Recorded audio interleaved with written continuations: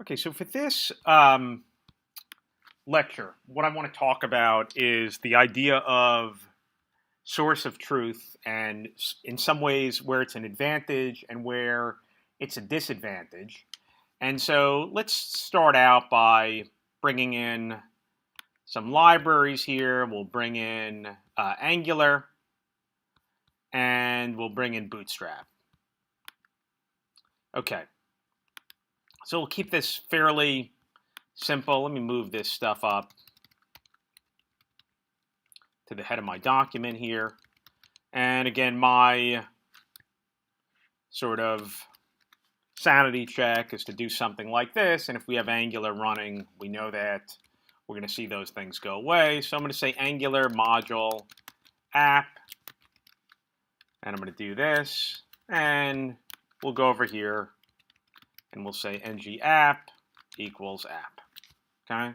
So we know we've got an Angular app, and let's just, so we're not going against the edges here, let's make this a class of container.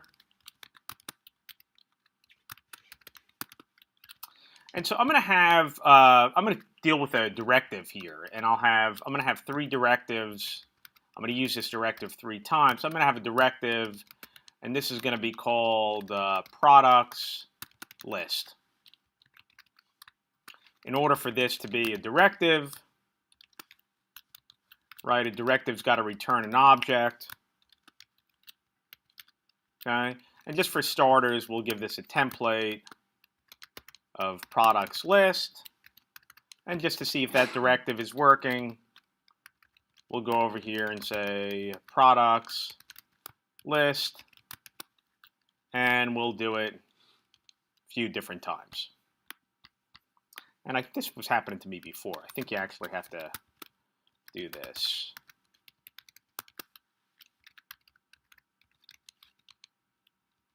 Okay, so we've got this directive that we have 3 times. One of the things that we could do if we're working with JSBin, just to make our lives a little bit easier, is to actually put an inline template. So if I do this and I say template URL, and I'm going to make this products list.html. One of the things that you could do, this works with Angular, is you could put a script tag here, and you could make a type text ng template. Gives you a way to have just a self-contained application. Works well on JSBin. This is a real app. We'd probably be getting this from the server. And if we give this an ID of products list.html, we could go in here and do that, and we'll see that end up showing up. Now, what I want to really do here is that I want to loop over some products and display the product. So what I'm going to do is I'm going to have a UL with a class of list group. And I'm going to go over here and I'm going to say li ng repeat. And this is going to be product in product. So I'm going to have some products that are on the scope. Okay. And just for starters, I'm going to just say product.name. Right. So just to sort of get this to show up, if we went over here, we could do a controller. And we could put a scope here.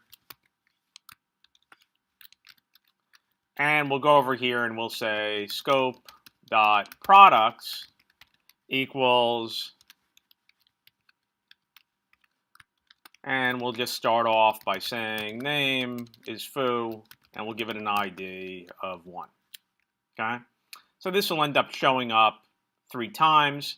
One of the things that probably we sort of could see this is kind of an interesting one. If I go over here and I make this an input, and I give this an ng model of product.name, and I'll give this a class of form control, so it goes all the way across.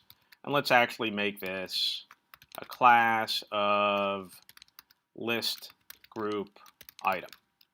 Okay?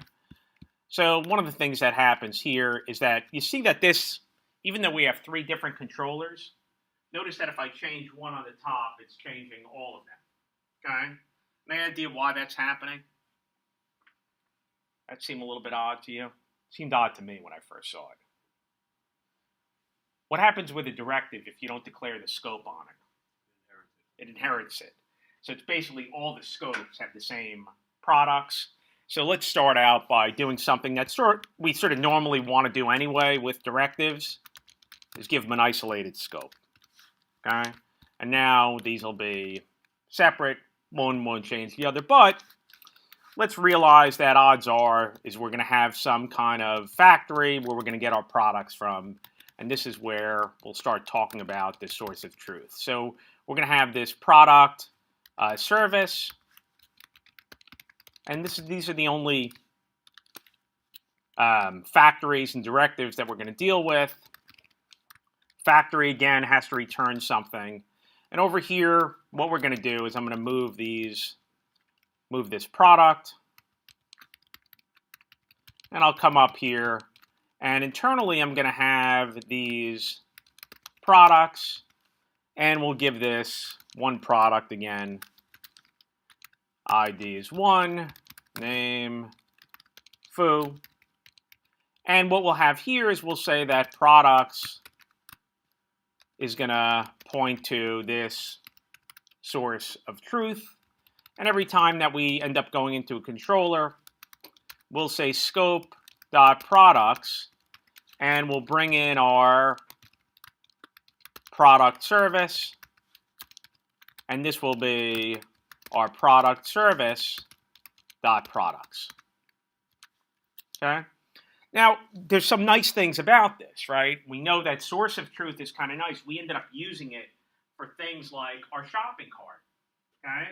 And source of truth could be pretty useful because it allows us to have one object that we could end up reusing. Okay. So source of truth could sometimes be pretty helpful. But if I end up doing this, it changes all of these. Now, you might want that. You might not want that. Okay? A lot of times what's going to be happening here is that this, now all of a sudden, you've got these products. Source of truth could sometimes be a negative because you don't know exactly what is causing your objects to change. Okay? They could be changing in this directive. They could be changing in this directive. They could be changing up here.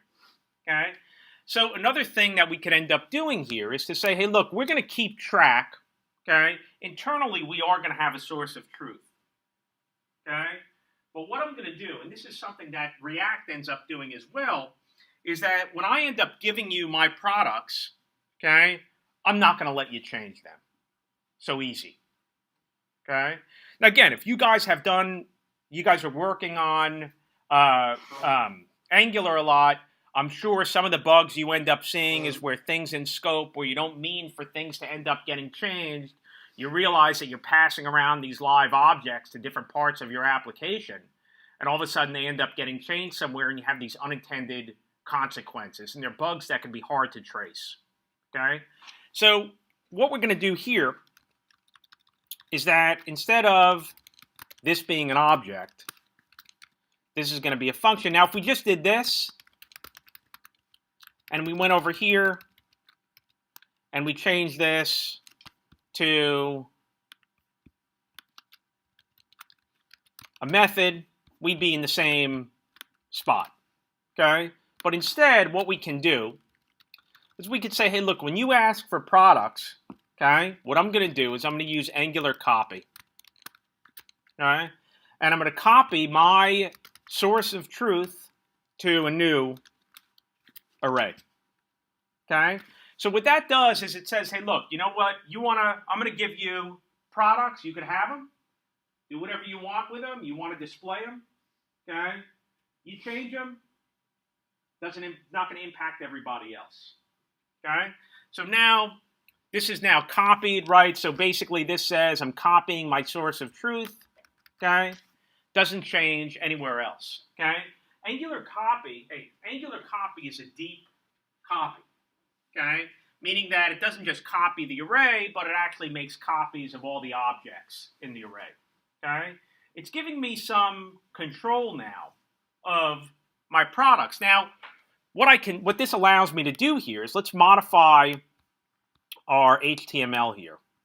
And what we'll do is write under this, I'm going to put a button.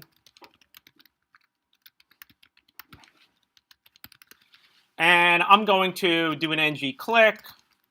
And for this, we're going to call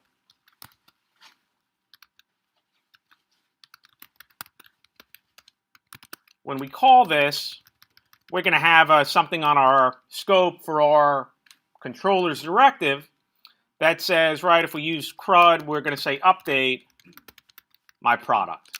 Okay? So what this gives me the ability to do is that in my controller, I could say scope.update function, I get a product, and I could do a console.log for this product. Okay? And if I go here and I open up my console here, and I do this, right, I'll see that these are all different objects. Okay? So what I'm going to do is that I'm going to make my factory, okay, be sort of the gatekeeper for any changes. Okay? Again, two-way model binding is nice and it's convenient, but it's also the source for a lot of bugs that you could end up getting. Okay?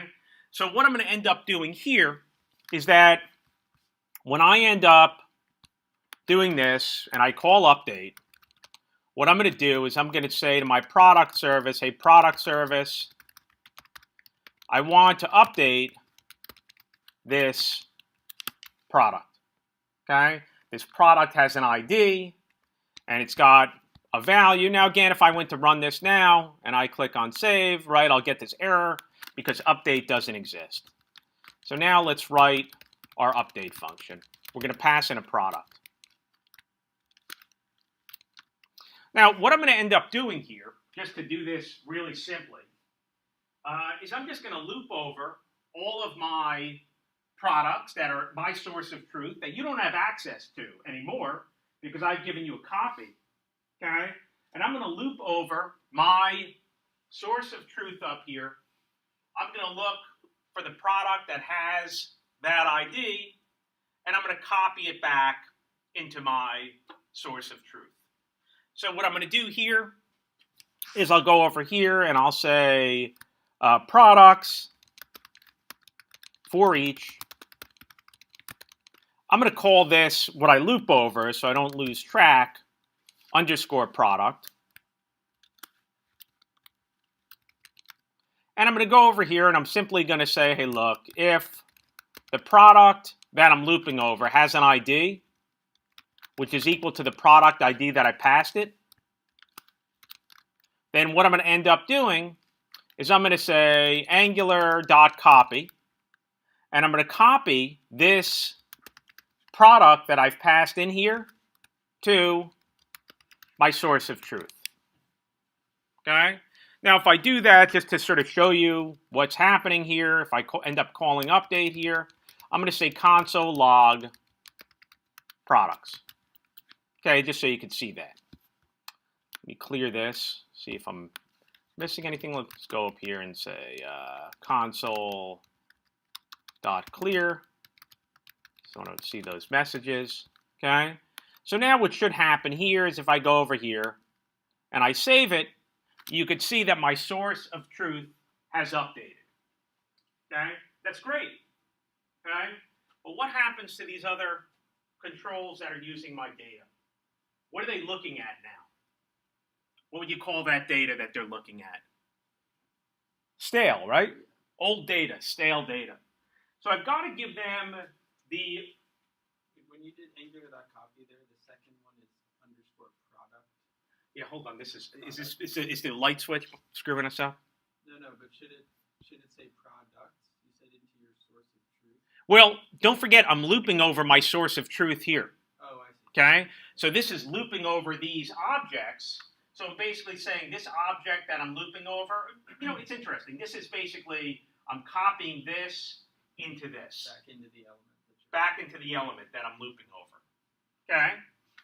So what this then gives me the ability to do, okay, is what I could do here is that once there is an update here, and I'm going to do this relatively simply, I'm going to go over here, and I'm going to specify that I've got access to, there's no real scope within a factory, but I do have the root scope. And once I end up making my update, I'm going to say root scope, and I'm going to broadcast. And I'm just going to simply broadcast the string update. Okay? So now I'm giving whoever is interested the ability to subscribe to that. Okay? And so now what this gives me the ability to do is that inside of these controllers, okay, what I'm going to do is I'm going to say scope on update, okay, and I can put a callback function here. And simply I'm going to take this code that I have here, and I'm going to paste it in. Okay? So what I'm really doing here is that I have a gatekeeper, really. I've got only one place where my data could end up getting changed. And again, the real issue here is that sometimes this scope getting passed around is great. Okay? Sometimes it becomes a little bit problematic. Okay? Maybe you don't want it to change until you end up making a change to the database, that sort of thing. So what this now gives me the ability to do is that now if I do this, and I change this to bar, and I click on save, they all end up getting updated. Is this kind of how like you can manage like inventory on a site when people aren't actually buying stuff, but they have it on hold, they're about to check out? You know, I think for something like that, I mean, well, first of all, we can make a couple of cases here. I think it's something a little bit different. Okay? But I think one of the things that we could actually see here is that these calls, the other thing that this gives us is that these calls could be totally asynchronous. Okay? It doesn't matter. Okay? We could do things, we could check our inventory, there's all kinds of things we can end up doing on the server. Okay? We're in control. Okay? My factory is in control. My factory has the ability to end up broadcasting. Okay? I mean, this is kind of a silly example, but you know, let's say that I did something like this, and I went over here and I put in timeout, and I went over here and I said timeout, and I'll put this inside of a function. And if we made this, you know, 1 second,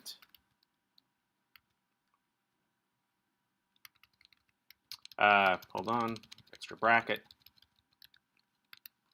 Right, so now if we do this, I'll take this out in a second. And all I'm doing here is just showing you that, you know, things could be asynchronous.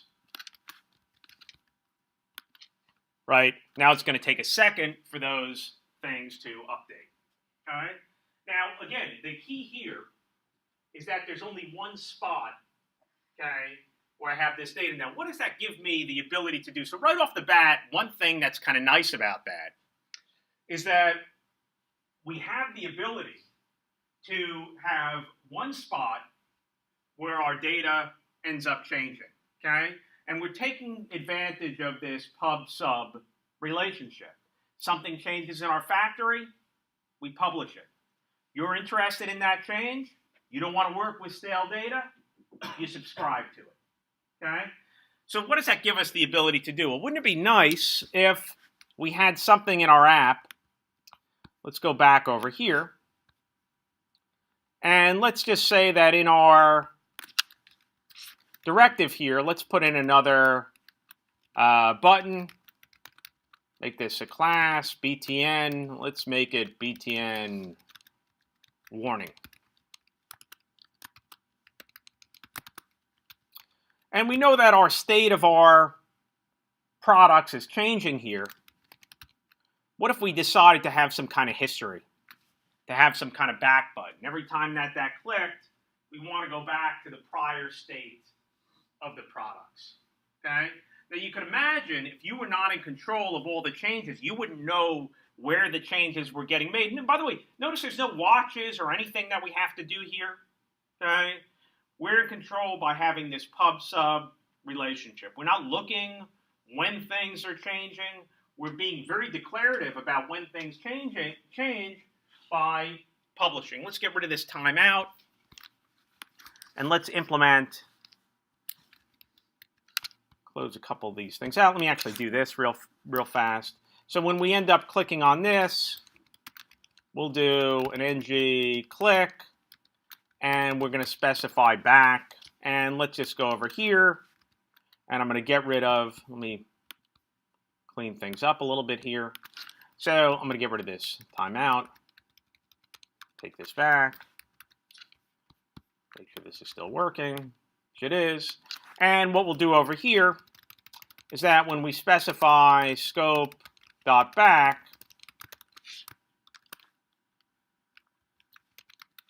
we're going to call a function on our product service called back.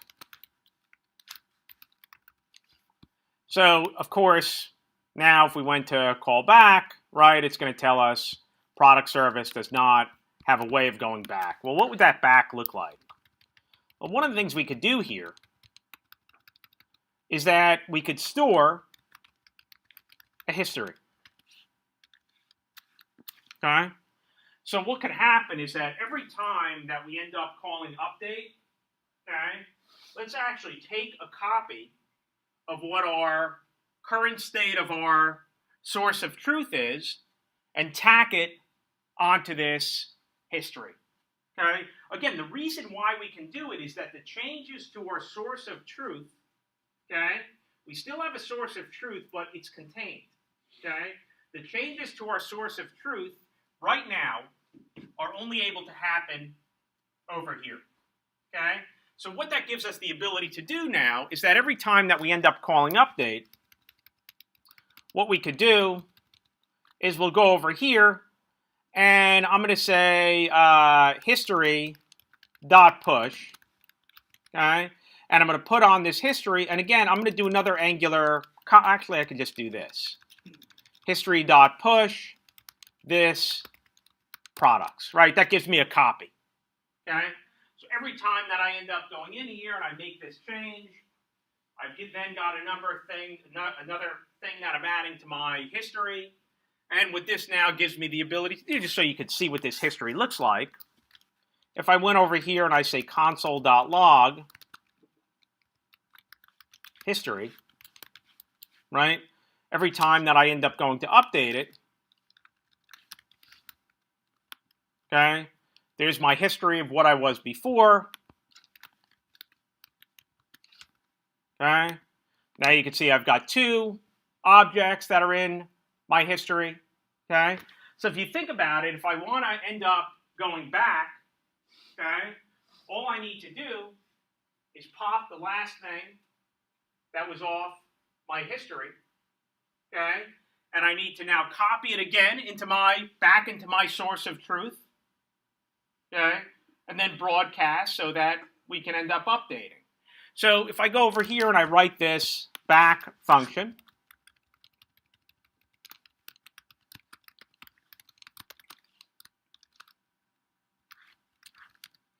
what I can do here is we can go in and say, well, let's say, I'm going to call this state. This is something that ends up getting used in React, the state of what I was, and what I'm going to get that from is my history, and I'm going to pop it off my array. Okay? I might have something, I might not. Okay? If there's nothing in the array, I'm not going to have anything. And I can protect against that too. But I'm going to specify here, and look, if you have a state,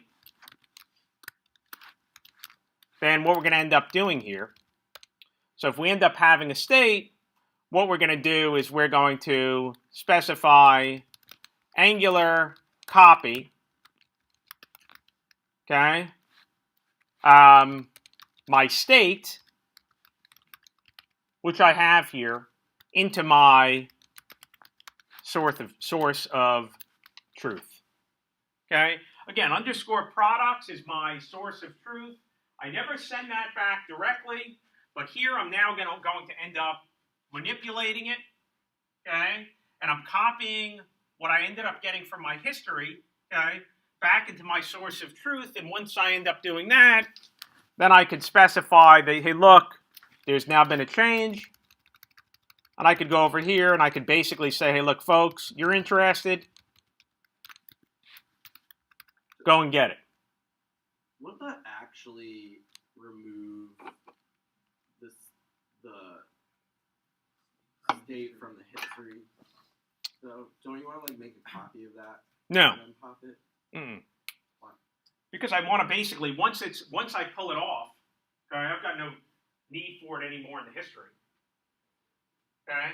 I'm not asking to go backwards and forwards. I'm just going back. Okay? It's like an undo. So now if I do that, what I should be able to do is now if I change this to bar and I save it, and then I change it to Baz and I save it, I should be able to go back to bar, back to foo, and of course, I can't really go back any further. Okay? One thing that you might want to do just to not have that back button show up all the time, can go back function. And I'll say I can go back, return if history dot length, right? If I have something in my history, I can end up going back.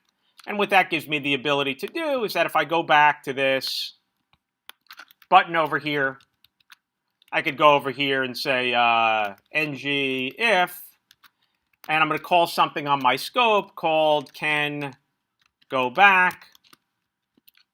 And once I end up doing that, right, I can put this here in my directive. Scope can go back, and just internally, I'm going to say this is going to be return product service can go back, right? So now I can't go back. Now I can go back, right? What's the difference between ngIf and ngShow? You know, it's a good question. ngIf basically doesn't put it in the DOM. One of the things that you realize, it's kind of a little bit, you know, one of the things that you realize, the main difference is that with ngIf, if you look at the HTML, it won't be in the DOM. There's some other issues too, like if you have a controller, the controller actually will run with a ngShow, but it won't end up running with an ngIf.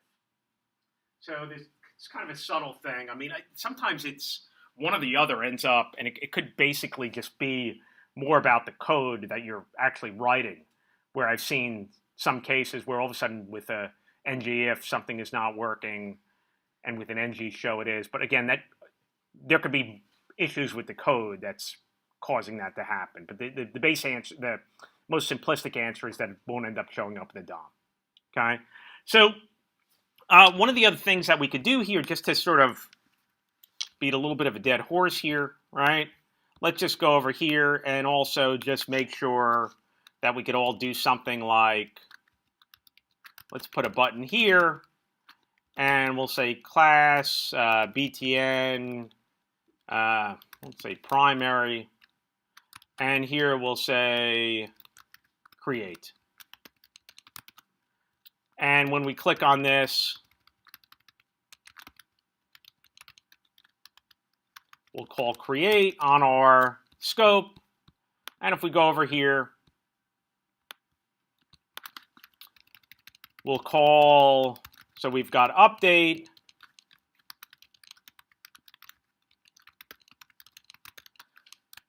And what we'll do over here, real simply, is to specify when we go and we create, let's call our product service dot create, and we'll pass in a new product, what we'll do here is we'll actually specify an ID. I'm just going to say math.random, and I'll give a name, and I'll just call this name plus math.random. Okay, just two random things that we'll end up putting on here. Of course, if we call create, we'll see that we don't have a create method, but we could go over here, and create's going to be fairly simple, sort of. When we call create, we're going to pass in a product. And let's just do the same thing that we ended up doing before, right? If we're creating, right, let's keep track of our history here. We're not updating, we're creating. So let's track our history, and then we'll go over here and we'll say products.push product. That's our source of truth. Okay? And now we'll go over here and we'll just broadcast. So now what we should be able to do is create, right? So if I change this to bar and I say save, we'll see it'll be up here, right? I could end up going back, right? I could go back further. Can't go back anymore, okay? So again, the sort of big takeaway there, more than anything else, is not necessarily that you have to want to create any sort of history or that sort of thing. What I'm looking at here, and this is what some of the other frameworks end up doing, in particular, when we start looking at React, okay, we'll do this. And again, if you're building, at some point along the line, if you're building an Angular application and you say, look, I have to be in control of when these objects are changing, okay?